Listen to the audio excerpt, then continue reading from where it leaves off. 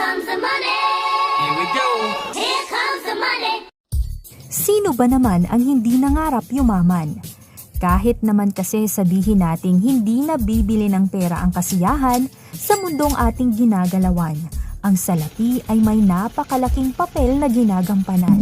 Alam nyo ba na kahit i-combine pa ang lahat ng pera ng 55 milyong Pilipino ay mas mayaman pa rin ang 9 na bilyonaryo sa Pilipinas. Kalimitan sa mga bilyonaryong ito ay nagmula pa sa mahabang henerasyon ng mayayaman at makapangyarihan na mga pamilya.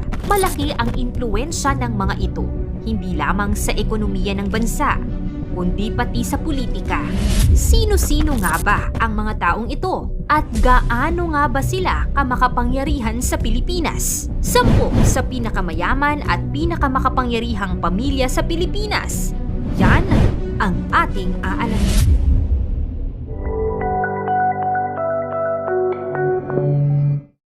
Pang-10, Consonji Family. Kilala ang Consonji family sa Pilipinas dahil sa kanilang malaking ambag sa sektor ng construction ng bansa sa pamamagitan ng DMCI Holdings Incorporated. Ito ay itinatag ni David M. Consonji noong March 8, 1995. Ang kanyang anak na si Isidro M. Consonji, ang president at chairman ng DMCI Holdings Incorporated, kasama ang iba pang mga kapatid ay may tumataginting na $2.9 billion net worth. Pang-10, Araneta Family. Ang Araneta family ay isa sa mga kilalang pamilya sa Pilipinas na may malalim na koneksyon sa negosyo at industriya. Kilala sila sa pagmamay-ari ng Araneta Group na may mga interes sa real estate development, entertainment at iba pang negosyo. Isa sa mga pangunahing proyekto ng kanilang grupo ay ang pagpapalakad ng Araneta City, isang malaking commercial at entertainment complex na matatagpuan sa Quezon City.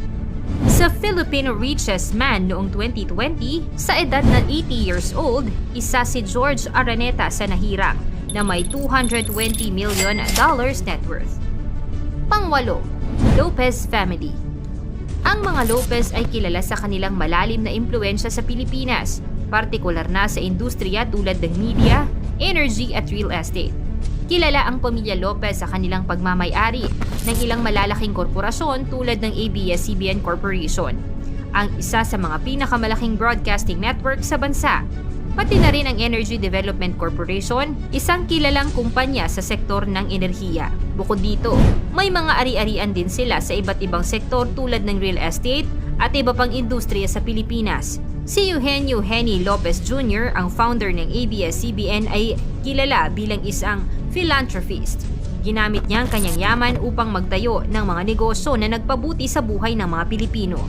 Ang paniniwala niya sa buhay at negosyo ay nakabatay sa paglilingkod at pagpapalawak ng kabutihan sa publiko. Pang-7, Coangco Family. Ang angkan ng Coangco ay kasama sa pinakamakapangyarihan at impluwensyal na mga pamilya sa Pilipinas at isa sa mga nagpapalakas ng kontrol sa ekonomiya sa ilang mga bangko tulad ng Bank of Commerce at mga trade houses, lalo na sa kalakalan ng asukal. Sila ang may-ari ng Central Azucarera de Tarlac at Hacienda Luisita na nasangkot sa isyu noong 2004 tungkol sa pinakakilalang massacre sa kasaysayan. Pang-6, Aboitiz Family.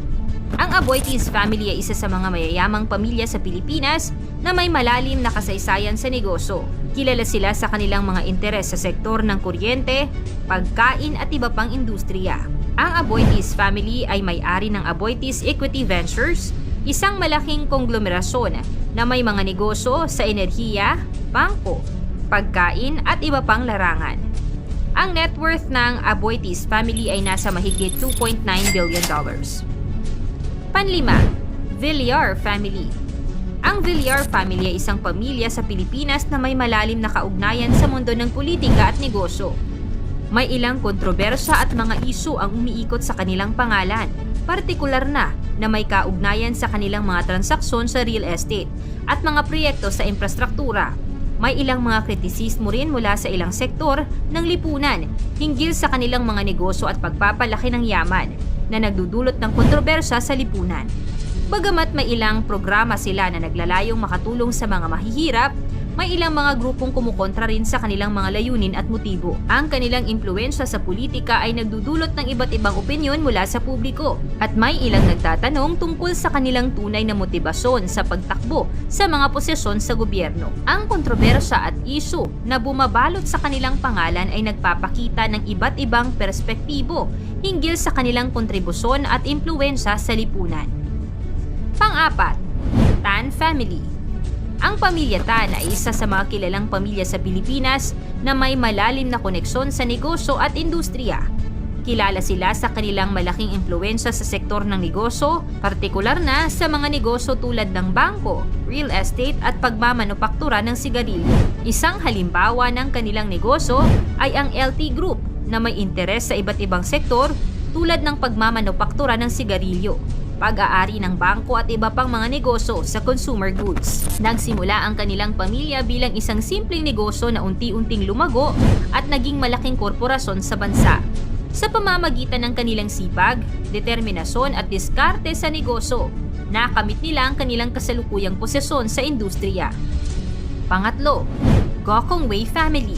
Ang pangunahing negosyo ng Gokong Wei ay ang JG Summit Holdings. Isang malaking konglomerasyon na may interes sa iba't ibang industriya tulad ng pagkain, retail, real estate, aviation at iba pa.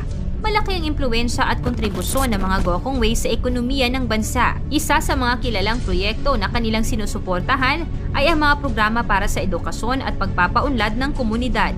Ipinapakita rin nila ang kanilang suporta sa iba't ibang charitable institutions at mga proyekto na naglalayong tulungan ang mga mahihirap at nangangailangan sa lipunan.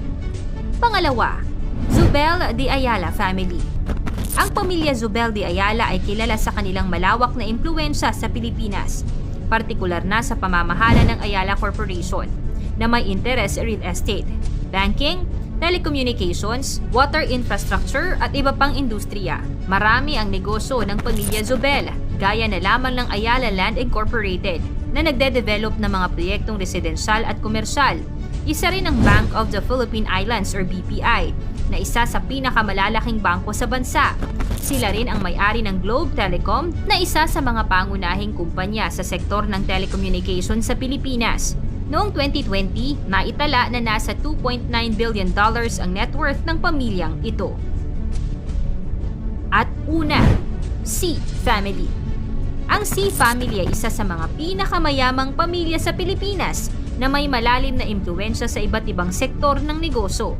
Ang C Family ay kilala sa kanilang pagmamay-ari ng SM Investments Corporation, isa sa mga pinakamalaking konglomerado sa bansa na may interes sa retail, bangko at pagpapaunlad ng mga property.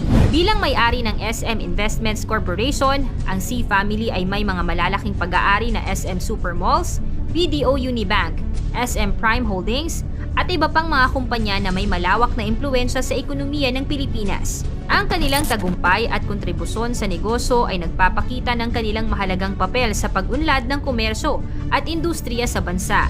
Si Henry C. ay tinaguri ang pinakamayaman na tao sa Pilipinas sa loob ng 11 taon na may mahigit na $19 billion na net worth noong 2019.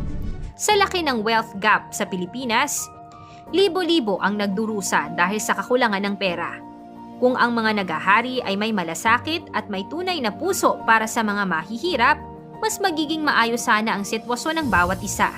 Ang kapakanan ng bawat isa ay mas mabibigyang pansin, di lamang ang pansariling interes ng mga nasa itaas. Sa mga nabanggit na mayayamang pamilya, sino ang pinakamaimpluwensya sa kasalukuyan? Ikomento mo naman ito sa ibaba. Paki-like ang video, i-share mo na rin sa iba. Salamat at God bless!